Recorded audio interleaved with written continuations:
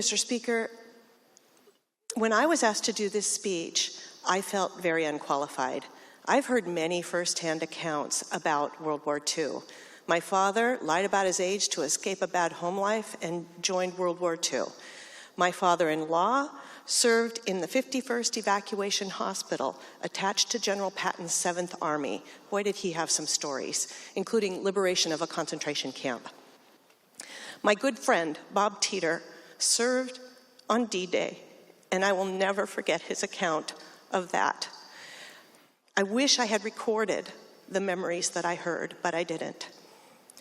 So, for this topic, I began to do some reading. I read Hans Zeiger's book, who served in this house, Puyallup in World War II. The author of Boys in the Boat, Daniel James Brown, wrote Facing the Mountain, and I read that and highly recommend it. It's a very good account of these times, in my opinion.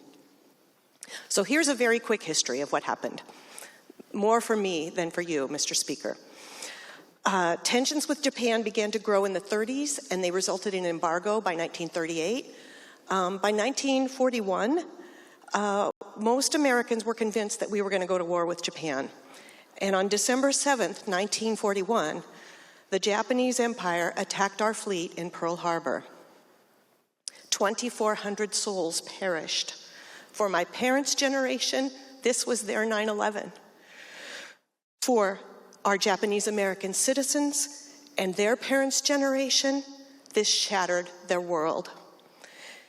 In the anger and fear that followed, President Franklin D. Roosevelt issued Executive Order 9066, designating exclusion areas for Japanese Americans. This led to the forced relocation and incarceration of over 120,000 Japanese Americans, 2/3 of whom were citizens. Interestingly, Roosevelt's wife, Eleanor, was quietly against this executive order. That should maybe teach us something. I don't know, listen to your wife. Maybe speak up loudly if you know something is wrong. We should learn. My city, Puyallup, had what was termed an evacuation center, which the press later renamed Camp Harmony. The Army Corps of Engineers had just over 2 weeks to construct a temporary barracks in the facility at the Puyallup Fairgrounds. It was predictably awful. Terrible community latrines, horse stables converted to housing, lack of privacy, and terrible food. But a quote from a 22-year-old young lady who was interned there says it all. Of one thing I was sure, the wire fence was real. I no longer had the right to walk out of it. Camp Harmony was, of course, a euphemism. Evacuation center was also inaccurate. The 120,000 Japanese Americans, many of them citizens, were forced into concentration camps. The Puyallup camp was torn down in September of that year, and the internees were sent inland to Idaho. There were 10 such camps in places like Arizona and Arkansas, and they were no less primitive than the one hastily erected in Puyallup. Note that the Puyallup Fair was canceled for 5 years during World War II, and it was not canceled again until the COVID response in 2020. So I read many stories of people helping their Japanese neighbors. I read many more stories of people who suffered loss and discrimination. In Puyallup, the Chamber of Commerce was against the executive order, but several other civic groups were for it. So 2/3 of the incarcerated, as I said, were citizens. The Issei, born in Japan, were not citizens. They were not allowed to own property, and they were not allowed to be citizens. Some of them actually served in World War I, and they were still not allowed to be citizens. The Nisei were the younger ones who had been born in America, and they had citizenship status and the right to own property. So at first, the War Department classified the young Nisei men as enemy aliens. They were not allowed to serve in the war. Members of the Hawaiian Territorial Guard, remember that Hawaii was not a state then, members of the Hawaiian Territorial Guard were fired summarily, and people of Hawaiian students of Japanese descent who were in the ROTC were expelled.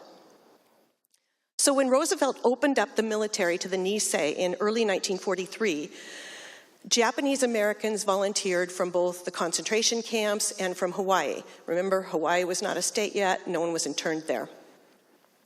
They were assigned to the 442nd Regimental Combat Team. So stop for just a minute. Boys were volunteering whose families were incarcerated. It stuns me. So the 442nd Regimental Combat Team was called the Purple Heart Battalion, and they became one of the most decorated units in American military history, as we heard in our resolution. They were assigned missions that were deemed impossible and where other units had failed. They rescued, famously, a Texas regiment trapped by the German forces in the mountains of France at great cost of life. Many, many died. They scaled nearly vertical cliffs in total silence in the nighttime in Italy to launch a surprise attack on German fortifications in Italy, ending a stalemate there. They helped liberate Dachau. The Germans had some very choice nicknames, which I will not repeat, for the soldiers of the 442nd. United States camps were closed in 1945. Japanese Americans faced profound challenges as they sometimes had to rebuild their lives from scratch, often battling discrimination. Despite these challenges, they reintegrated and they thrived. In 1988, the federal government apologized for this sad chapter in our history and offered some reparations. President Ronald Reagan signed the order, and also present was the senator from Hawaii, Daniel Inouye, who had lost his right arm serving in the 442nd.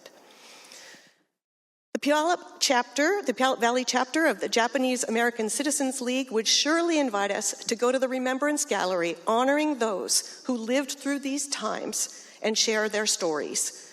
So the next time that you visit the Puyallup Fair, and I know you do, many of you do, check it out. So let's not forget this very sad chapter in our history. Thank you.